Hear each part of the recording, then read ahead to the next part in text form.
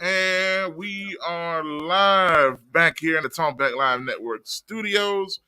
I'm your host, Joshua Midget, back in the building. And man, I'm finally on through a few technical difficulties here to start off, man. But it wouldn't be right if it didn't happen, man. But glad to have y'all in the building. Appreciate all of y'all that are coming in and joining in and sticking on the show this afternoon. It is a Tuesday, September 12th, 2023. And September, as I always say, man, favorite time of year. Football starts to get cooler in some aspects. I don't know if it has where you are or not. But at least you know it's on the way. You got signs of the trees starting to turn a little bit. And that means you got football on the gridiron, high school, college, pro, whatever your favorite is, man. Football is everywhere. Basketball is on the horizon also. So we're going to talk about all of that coming up here today. So if you're watching me right now, go ahead and hit that like button. And it's greatly appreciated. Several of y'all have already done it before I even shown my face here today. So I definitely appreciate that. Happy Tuesday. Dwight Rogers, Leon Mapstone in the building. What's up, man? Let's see. Got Greg in the building as always. I appreciate you, man. Good to see you. Good to see GKP in the building as well. Be sure y'all keep sharing this video. Dwight Rogers as well. Everybody else is continuing to come in. We're going to talk some sports today, y'all. And some of y'all might have seen some of the topics I'm going to hit on in the time I've on in the title. I'm going to kind of run through this. It's not going to be too long today, depending on my rant, I guess. But several things that I'm really passionate about that I want to get into on tonight's show. But first, I definitely got to address what's been happening. Was the big news today that happened last night? It is with Aaron Rodgers getting hurt, and it was found out this morning that it is indeed a torn Achilles tendon that is going to keep him out for the entire season. So that is a huge bummer. And I'm not a Jets fan by any means. Never have been, never will be. But I don't hate them. And if anybody that's a fan of football, you know that they've been going through it. I'm talking about 12 consecutive years without a playoff appearance. Since the Mark Sanchez days, couldn't find a quarterback to save their life, from the Geno Smiths of the world to the guy they got now, who's really going to have to prove whether he's worth that draft pick or not, or is he the bust that most people think that he is. So much to get into when it comes to that. But Aaron Rodgers was considered the savior of New York. He was considered the savior of this moribund franchise that has been struggling over the greater part of over a decade now to get back to where they feel they need to be. A team in New York City, most people feel like they need to be on top because they're in New York. Me, I don't care about any of that. But it would have been interesting to see the Jets back in contention, back in relevancy, so to speak. But now, to me, at the end of the day, when Aaron Rodgers goes down, so is their relevance to anybody outside of New York or East Rutherford, where the stadium is. I mean, it just is what it is. I hate it. I hope they do well, but at the same time, I'm a Titans fan. My team is in the AFC as well, and we may have just lost a potential contender for that playoff spot. The AFC is already packed as it is, so you take it for what it is. Of course, I wouldn't want it this way. You don't want a guy to get hurt. Aaron Rodgers is a legendary quarterback. He's going to Hall of Fame regardless of whether he got hurt yesterday or not. But now, 18 years in, with a new team, Achilles tear, that is, if I can speak correctly, Achilles tear, and which, no matter if you're old or young, a torn Achilles is one of the worst injuries you can have as a professional athlete. It's a very rigorous and painful recovery, a long recovery. And even then, you have to hope that you're the same as you were beforehand. Because your Achilles, you're talking about the back of your foot, ankle area. You know what I'm saying? That's support of your body. Even if it's completely healed, do you trust it again? Are you apprehensive mentally? There's so many things that go into an injury like this that 18 years in, is he willing to go through all that again just to come back? You know what I mean? Even though you have this long journey of months and months of anticipation, seeing him in a Jets uniform, he felt like this was meant to be, all of this stuff, and then this happens. I guess it's up to Aaron Rodgers, but do you guys think he should try to come back? Or is it over with, as GKP just put down in the comments? He says, in other words, it's over with in Memphis terms. Over with. Hey, it might be over with, no doubt. Frankie says, hello, everyone. What's going on, Frankie? You can let me know how you feel about the Aaron Rodgers situation. Leon Mapstone says, Tigers Thursday night. I will be there. Trust me, I'm going to talk Tiger football. Memphis Tiger football, for those that are not in Memphis that may not know what I'm talking about. Because they're not relevant anymore on the national stage. Because they have a coach. Well, okay, I'm going to get to that in a minute. But, again, Aaron Rodgers, let me know how you feel about that. But I just wanted to hit on that. I'm going to go dive too deep into it. Because, it's a very big story. Y'all leave me your thoughts in the comments. Aaron Rodgers, should he try to come back? Should he make the effort to try and come back next season? Of course, he ain't going to come back this year regardless. But next year would be the target goal. And is it worth it at this point in his career to try to get another Super Bowl title? So, next topic. And something that I've been very excited to follow really since he started coaching.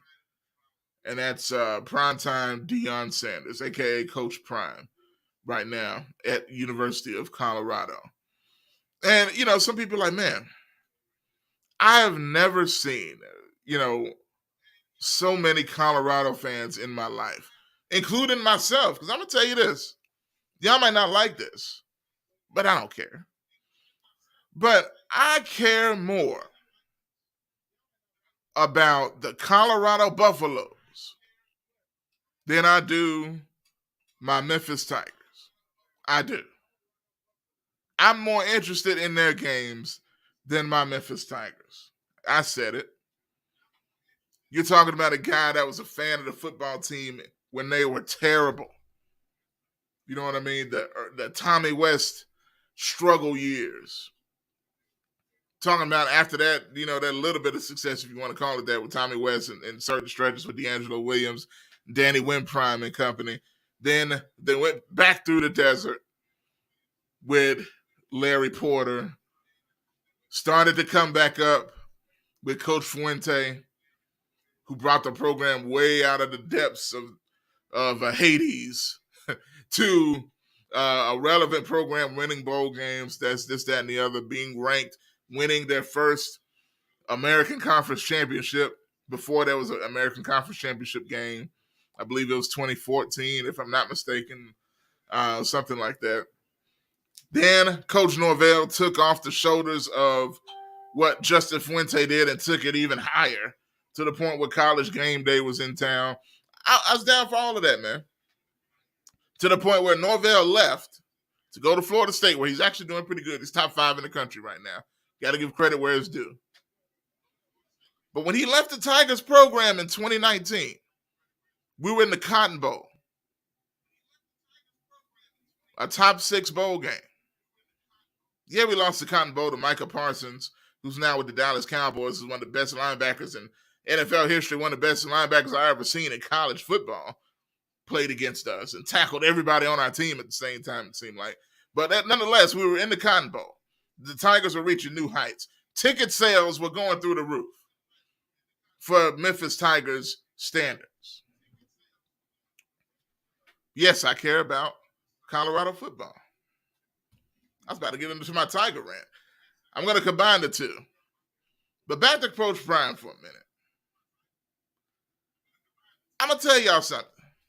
And a lot of y'all in the comments right now are some of the same ones that were ready to throw Coach Prime to the garbage. Y'all ready to call him a coon, a sellout, a loser. He turned his back on the black community when he left Jackson State. Y'all said it. He wasn't black no more. He don't care about us. He's going to go to Colorado and lose. He's going to go to Colorado and become just another coach. He ain't going to have the impact that he did at the HBCU. He ain't going to get the support. He don't really know how to coach. Huh. So let's look at it. Colorado won 1 game last year. Colorado is one of the worst programs in college football for years. They haven't been relevant in a long time. Game 1, they beat TCU, the same TCU team that just happened to play in the national championship game last year. Now, TCU did lose a lot of players. Don't get me wrong, including the quarterback that took them a long way. I'm not in denial. But you're still framing that against a Colorado team that won 1 game. What did Coach Prime do? He flipped that whole roster. They only have 10 players from that team last year. 10. You talk about flipping. I don't know if I've ever seen somebody flip a team like that in 1 year. He kicked all them kids out and got him some new talent. People said, how dare you use that nepotism and play your son at quarterback? Yeah, he played at HBCU, but can he play at this level? 2 games in, people are thinking Shedeur Sanders, the son of Deion, is a Heisman Trophy candidate. And Mel Kiper of ESPN is projecting him as a first-round pick 2 games into the season. Maybe he knew what he was talking about.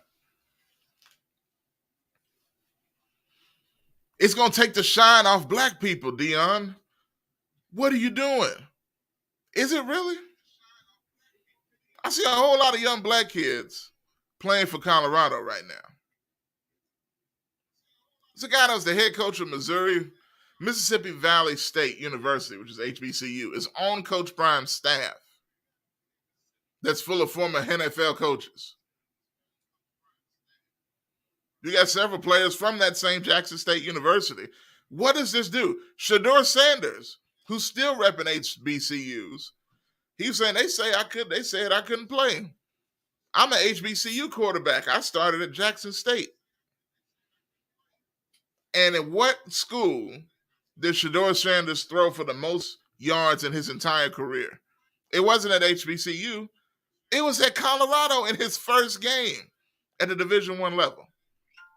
If anything, what Coach Prime is doing is elevating both Colorado and the perception of HBCU players.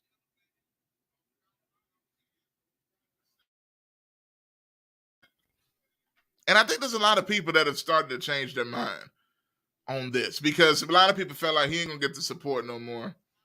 He's gone to the PWI, the predominantly white institution, and he ain't gonna get the same support. Well, people like to ride bandwagons.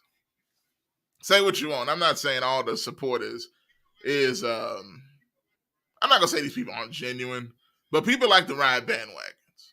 They like to ride what's winning. They like to ride what's popular and what's they feel they're gonna be. Oh, I was there from day one. Oh, okay, all right. But there were so many celebrities at the last game, I can't even name it. Black celebrities. And the first game. Colorado, Shedeur Sanders is now a whole thing in pop culture and social media. 2 games in. Well, Coach Prime wants all the attention for himself. Does he? Does he really? He told them kids he loved them like they're his own kids. Now, you hear that a lot, right? But them kids said they love him too. That's not fake. And these kids can tell fake because there's a lot of fake coaches out there that lie every day just to get some of these Negro kids to come play for them. But this, a true black coach in college football, it's already rare enough. But to have this level of success being himself, not afraid of being black, not afraid of embracing the culture, acting a certain type of way that they feel maybe isn't conducive. It's not like he's not being professional. He's being a proud black man while being a successful professional football coach. Read some of these comments here. I had to get that off. GKP says, and GKP rocking with Prime too. I tried to tell y'all, but it's still a Memphis thing. Okay, all right, GKP. Shout out to you with the lives, man, going live during the football games. I'm going to talk about that in a minute. Jet says, I'm a Colorado fan as well now too, but not a fake one. It's only because of Prime. When he leaves, I'm gone. But I'm more interested in the U of M, though. I understand that. Look, I get it, and I'm not going to knock anybody that feels that way. But I'm not. I'm interested in Memphis's progression and what they should be. I'll put it that way. But as far as my passion for the games, and I think it's something that can't be measured unless you start watching the game. Because admittedly, I was excited for the Colorado season because I followed them on YouTube and see how they market themselves and you get to know these players and everything. But I was into that. I was into that game like I was watching a playoff game or something, like a Grizzlies playoff game. I was into that game like I was when the Tigers were playing SMU. The football team was playing SMU this couple of in 2019 when College Game Day came to Memphis. I was into it like that. And I watched the Memphis games, the 2 games. They won the 2 games. I'm just not into it like that. I'm not. I want them to win.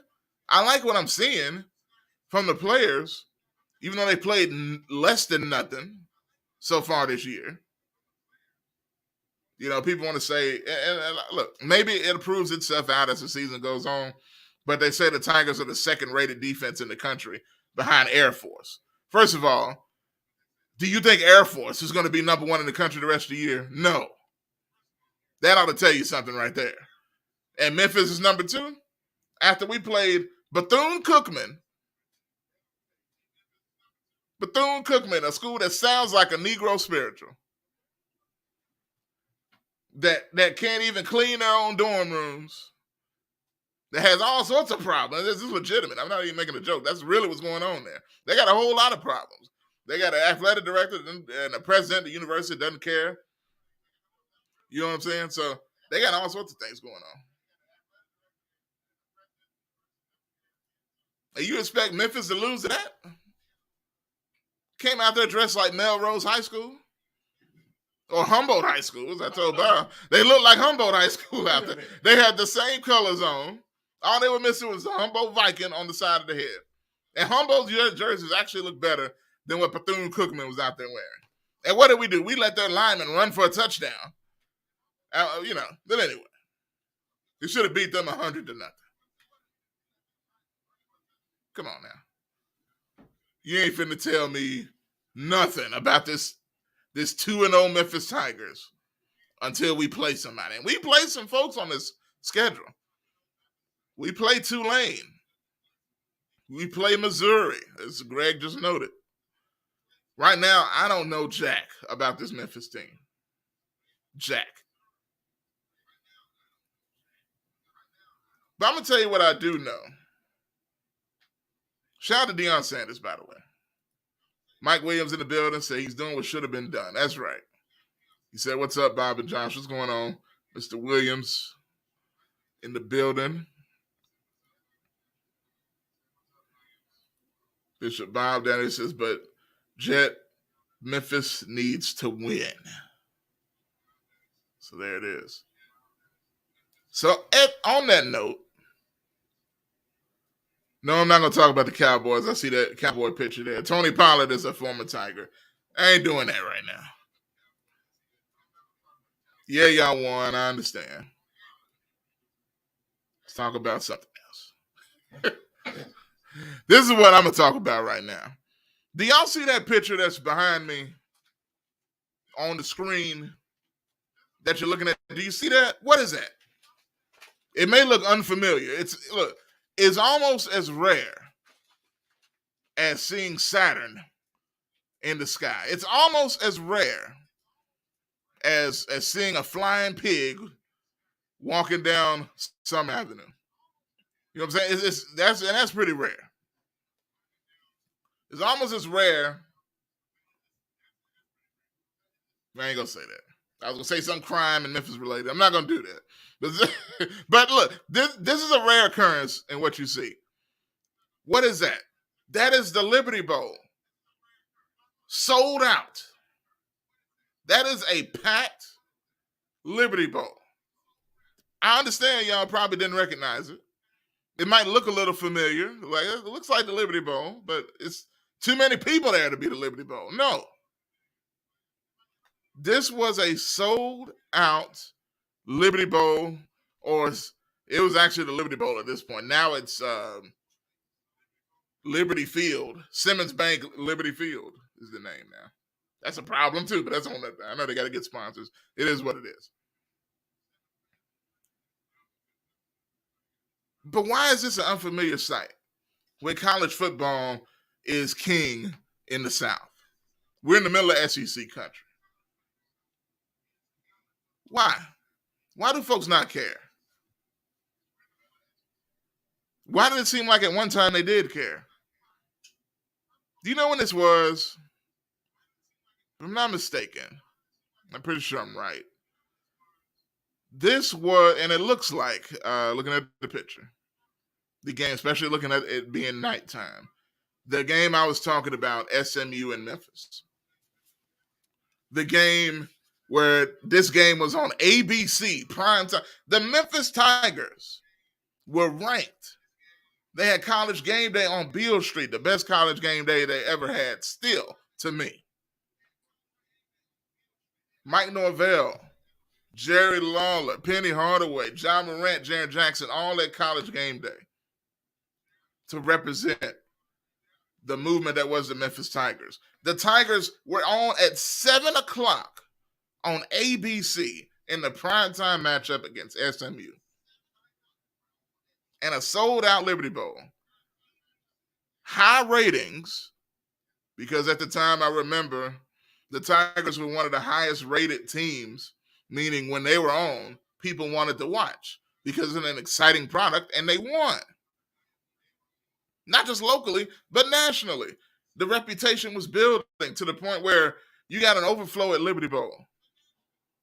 This is 2019. Coach Norvell's last season. Who's on the coaching staff? You know who's on that coaching staff? Ryan Silverfield.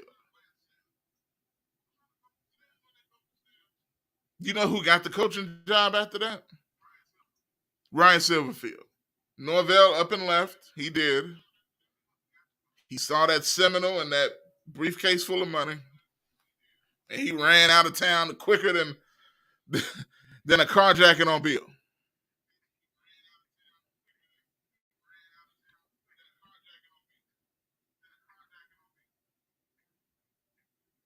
I'm just saying, man.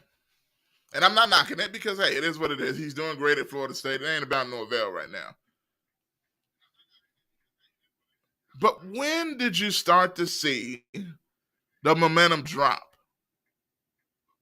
When you have a program that was advancing like the Tigers were, that was constantly getting national TV game after national TV game because they were playing not only an exciting brand of football, but they were becoming one of the best group of 6 schools in the nation. One of the top candidates to get into one of the bigger conferences because they were getting a lot of people to go to the games. When people go to the games, big conferences want you because you're making money. They were getting ratings. They were getting recruits. And it was a critical time when Norvell left because Norvell, if anything, was very good at being a cheerleader for the program, at being a used car salesman for the program, a snake oil salesman, meaning I'm not saying he's lying to you or anything, but he would if he had to because he sold it. He got out there. He did interviews. He had personality. These are things you have to do at a place like Memphis. But look at this. Let's look at the order. Again, like I said earlier, Justin Fuente built the foundation, built it up really good to a really good and respectable point. From nothing, from less than nothing, from a point of ready to get rid of the football program to respectability. Norvell leaves. Fuente leaves. Norvell comes in, springboards off the shoulders of the momentum to continue the momentum forward to even higher heights. And then guess what? Look, this is what happened, y'all. The Memphis program was on fire in a good way. You got a big old fiery baton, right? Norvell's holding it. He said, man, I'm going to go to Florida State and become the next Bobby Bowden. But Ryan Silverfield, here, this is a program on fire. You have to be an absolute moron to destroy this momentum. Here you go. Silverfield grabbed them keys. He said, golly gee, I got you, bro. And he jumped on Norvell's shoulders and tripped and fell into the Mississippi River. And he can't swim, y'all. He can't swim. So he out there with that headset trying to put it on in the water. And what is going on? Nothing. I'm not telling you that we're back in the days before Larry Porter. I'm not saying we're down to that level based off of football record. But do you know what is close to that level? Season tickets. So according to Commercial Appeal, before the season, the Tigers' season ticket number was around 11,000. 11,000. All right. For the season tickets. Let me pull up something for y'all. I came ready for this, man. This is Greg says, is it really that bad, Josh? Yes, it is. It's probably worse, Greg. Okay. Okay. I'm trying to tell you, man. All right. Let's go back a little bit. This is from the Commercial Appeal.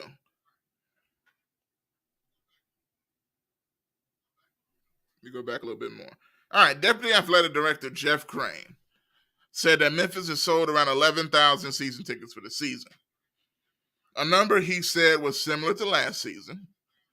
Still, that represented quite a drop from 2019 when they sold around 20,000 season tickets. So that's not just a small drop. That's 9,000. It's 9,000 less people. Season tickets. And that's not even counting just the people that come in on the walk-up. You know, Memphis is a walk-up city. You know, they're going to walk up and go to the game. It's not good. It's gotten so bad, and a lot of y'all already know about this. It's gotten so bad that the university announced, this was before the season. Don't know if y'all know this. Some of y'all might, because you're probably taking advantage of it to get free tickets. And I don't blame you. The university announced it's launching a Win Together promotion. So check this out, y'all. Fans who purchase a $60 corner bench ticket, and this was before the home opener against Bethune-Cookman, guess what? On September 2nd, we'll receive a free ticket to the next home game against Navy on September 14th if Memphis wins. So if they beat Bethune-Cookman, the team that was, equal to several high schools, then all those people there will get a free ticket to the Navy game that's coming up. And if the Tigers beat Navy, those fans will then receive a free ticket to the next home game. And so on and so forth for the rest of the season. So what they're trying to do is pair up an incentive for the team to win. So here's what they're doing. They're putting it on the players. If y'all want to play in front of a crowd, you need to win so those folks can get free tickets to the next game. And then these folks can get free tickets to the next game. And they're trying to build up the audience as the season progresses, okay? Now, if that is not a poverty-stricken strategy, I don't know what is. I'm not saying it's bad. If you need to get people in the stadium, this is the way to do it, right? You hope your team is good enough to win. Hopefully Silverfield is at least a good enough coach to get people some free tickets, for goodness sake. But I'm just saying, man. We need to call it for what it is. Quit accepting this mediocre crap. Mediocre crap is what it is. And I know it's kind of funny, right, to be saying this when the Tigers are 2-0 and 2 blowout wins. For one, as I said, we played absolutely nobody. 2 junior high school teams. We blew them out. Okay, fine. But let me give y'all this. I'm actually giving Silverfield some credit. In the years he's been here as head coach, they're 21-15. Okay? So he has a winning record as head coach. But do you know how they were prior to that? They were 30-11. 30-11. 21-15. It's a pretty big difference. You're average to great. Great to average. Well, you'll say, well, Josh, you got to understand. You got to understand, Josh. Those were great players that Mike Norvell recruited here. And you can't replicate that success the running backs that went to the NFL, Darrell Henderson, Kenny Gainwell, Tony Pollard, so on and so forth. Anthony Miller, the wide receiver that went to the NFL, Riley Ferguson, the quarterback, all that stuff. All that stuff can't be replicated, Josh. It takes time. Do you know when it takes time? Do you know when it takes time? It takes time when you're starting from the bottom. It does not take time when you're coming off a Cotton Bowl victory. This is when Silverfield took over the program. And you would have to be an absolute blind person to it, not admit that this program's taken a step back, or possibly multiple step back, and it's not because of the talent on the field. That might be what you're thinking. Guess what? Every year, Silverfield has gotten better and better and better talent based on the recruiting rankings and transfer rankings. The Tigers were ranked number 20th in the nation heading into this. I got the numbers now. They were ranked 20th in the nation this year in transfers.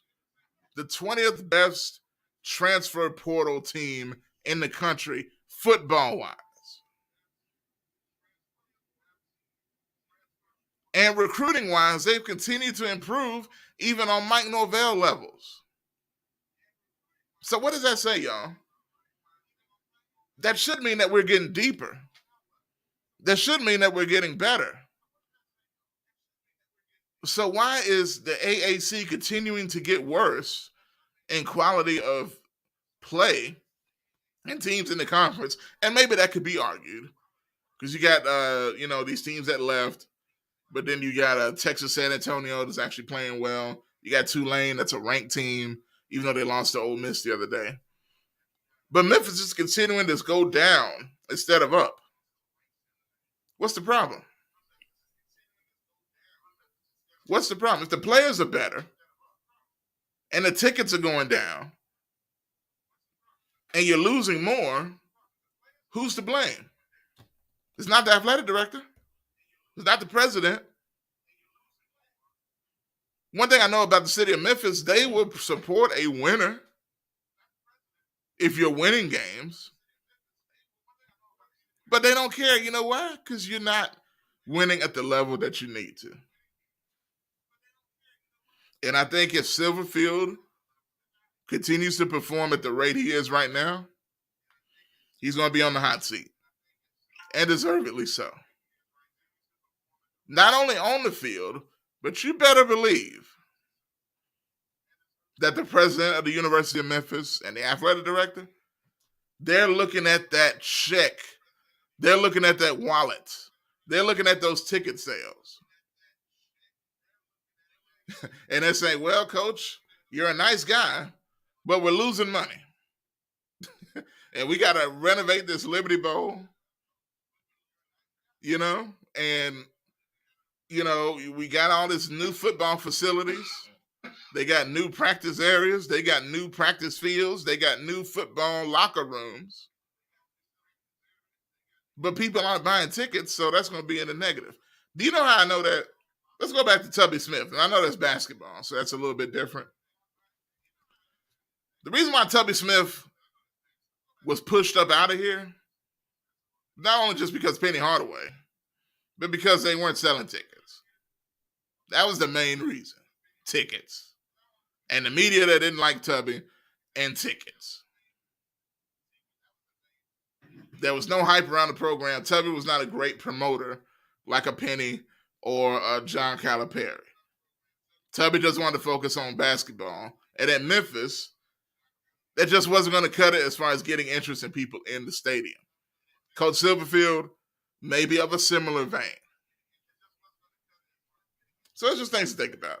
You're losing money, you better believe those folks going to be like, hey, we're going to get your, you had to get up out of here, bro.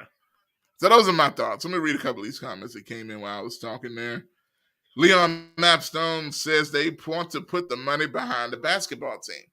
Yeah, but they put money behind the football team too. You can't forget about that new stuff they got, Leon.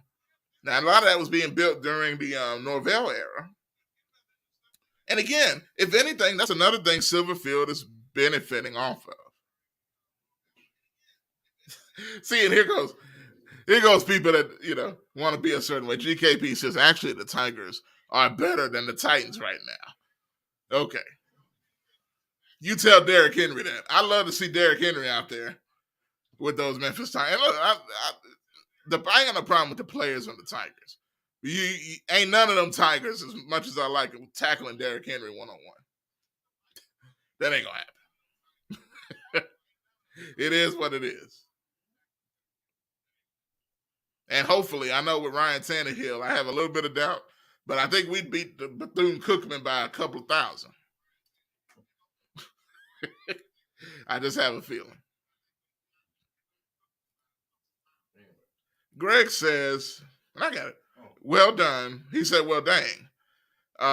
What football coach have you liked? No, they can't. What football coach have you liked?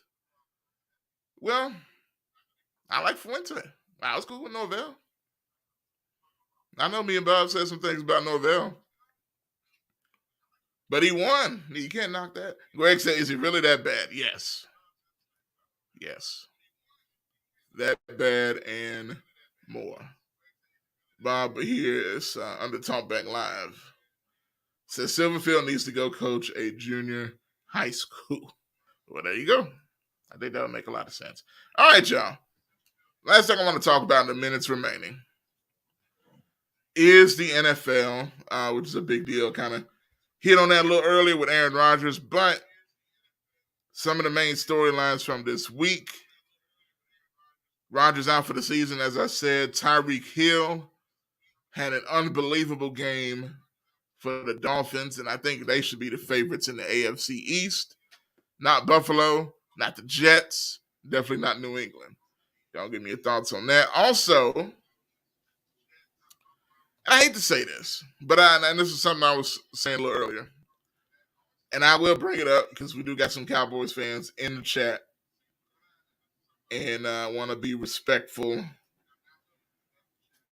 There's a picture of Tony Pollard, and I put that picture. That's the one I can take because I like Tony Pollard. He's a Memphis Tiger. He's now the starting running back for the Cowboys, which is a long overdue, by the way. And he's showing that he can run power as well as speed. But all that being said, the Cowboys beat the Giants 40-0. And I just have to say, man, congratulations. GKC says, how about them? Bob says, how about them boys? I'm surprised by that. But I got to give him credit, man. 40-0 in the NFL is impressive. But do you know what this really means in the grand scheme of things? Absolutely nothing. They didn't beat nobody. The Giants are the equivalent in the NFL of Bethune-Cookman and Arkansas State. Y'all combine them two and you get the New York Giants. Okay, congratulations for beating one of the worst teams in the NFL with no offensive weapons, a quarterback that's overpaid, Saquon Barkley, who I'm beginning to think is overrated because he keeps getting hurt and doesn't do anything unless you play with him on Madden, the video game. He's very good on the video game. But other than that, he doesn't do jack. And the Giants don't do jack. As you saw, it was 40 to jack or 0 Cowboys. But congratulations to the Cowboys for beating Bethune-Cookman Arkansas State University in New York, a.k.a. the New York Giants. So I want to give y'all credit. I don't want y'all to think I don't appreciate y'all. Congratulations. Bob says, wait till they play somebody competitive. Exactly. Absolutely disgusting. But on to more important things, the Titans, they did lose, yes. But it was by 1 point. And now that I have calmed down from Sunday's absolute upsetness, which is not a word, that's the way I was feeling after that game. Tannehill's 3 interceptions, all of that stuff. I'm going to tell you something. I'm coming down and I'm feeling a little better because I saw the New York Giants, well, not the Giants, but the Buffalo Bills. And another quarterback that happens to wear number 17, just like Tannehill wears number 17, Josh Allen, the quarterback for the Buffalo Bills. Some may say he's way better than Tannehill. I mean, yeah, he is here, no there. But I couldn't tell because Josh Allen, who's a little bit taller than Tannehill, but they're about the same size and everything. And they're both white quarterbacks. They both threw 3 interceptions. Josh Allen, guy that people want as an MVP candidate, threw 3 interceptions against the Jets on Monday Night Football. He wears number 17. He's white. They both have them little half sleeves on their arms. This just makes me feel better because it's not just me. Maybe he'll come around. I know Josh Allen's going to come around, just like Tannehill's going to come around. It's his first game in a long time. He's been hurt. He didn't play half the year last year. All of this stuff. He's white just like Josh Allen. Give him a little time to get it together. I think this week, now that he's played, he got to taste some grass because he kept getting hit. Maybe that's what he needed to work on it, to get better. I heard Monday Coach Vrabel said Tannehill had a long meeting with the running backs and wide receivers. So hopefully he told them he's going to throw them the ball better. So you don't need to be blaming them, but that's neither here nor there. I think we're fine, and we're going to see coming up this week as we play the Los Angeles Chargers. Good grief. That's a tough one, but I think it's going to be okay. I think it's going to be okay, man. So just want to let y'all know it's not as bad as you think. Let's see, Frankie says, watching Josh, the Giants are still an NFL team. If we had lost, you would be talking about that. I mean, yes, absolutely I would. Because you're losing to a terrible team, you should be talked about like that. But you didn't, so be glad.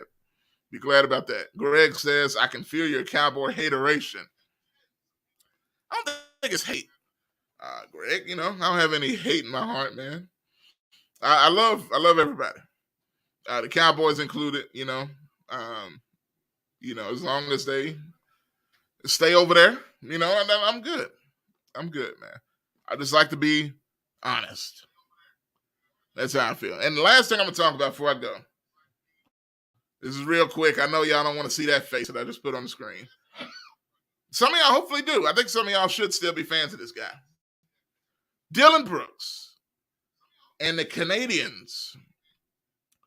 Dylan Brooks scored 39 points this past weekend to defeat Team USA. He led Canada in scoring and eliminated the American team from the World Cup.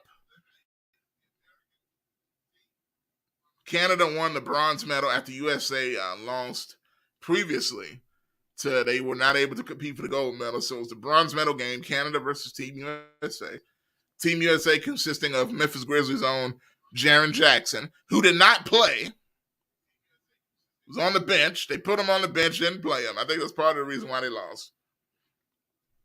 I don't know what was going on there. But nonetheless, Golden State's coach, Steve Kerr, was the head coach of Team USA. Dylan Brooks scored 39 points. And not only did he score 39 points, he hit 7 out of 8 threes on Team USA. Blocking shots, rebounding, passing. This is the man the world hated now. He's getting a chance of MVP as the Canada's hero. This is quite the turn of events after what he did against the Lakers in the playoffs. I'm still a Dylan fan, and I will support him in Houston. I think we might miss Dylan, even though we got Marcus Smart, but I wish him the best. I'm not going to hate Dylan just because of what happened. Some of y'all do. I've seen some of y'all's comments. GKP says, D-man, but the Grizzlies don't need his services. It is what it is. But I just want to let y'all know Dylan ain't playing with y'all no more. But here's the irony. Last thing. So Dylan Brooks drops 39 to beat the American team. LeBron James, who Dylan was feuding with when the Grizzlies were in the playoffs, guess what? The next morning, it's reported that LeBron is interested in joining Team USA in the Olympics coming up next year. And he's bringing Steph Curry and he's bringing Kevin Durant, and every superstar suddenly in the league is ready to join Team USA again after Dylan Brooks did this. They said, we can't let this continue. So we're going to see what happens going forward, man. But I thought that was funny to bring up today. So, but that's going to do it, man, for me today as I broadcast live over a full Liberty Bowl stadium. That was a beautiful sight, man. Maybe if we can get rid of Coach Silverfield, we can do it again one day. But that's going to do it for me here tonight, man. Glad to be back with y'all. Appreciate all the people that came in to leave comments. Be sure to hit that like button on your way out if you haven't already done it. Quite a few of y'all have done it today. Hold on. What? Greg says, won't know anything about the Tigers, probably to the Missouri. Okay, I see that. I don't know why that just popped up again. But anyway, appreciate y'all, man. And I'm going to get out of here, and I will see y'all soon. And you'll see me and Bob soon as well. Just stay tuned to our social media for when we will go live again. That's going to do it for me. Y'all have a blessed evening and be safe.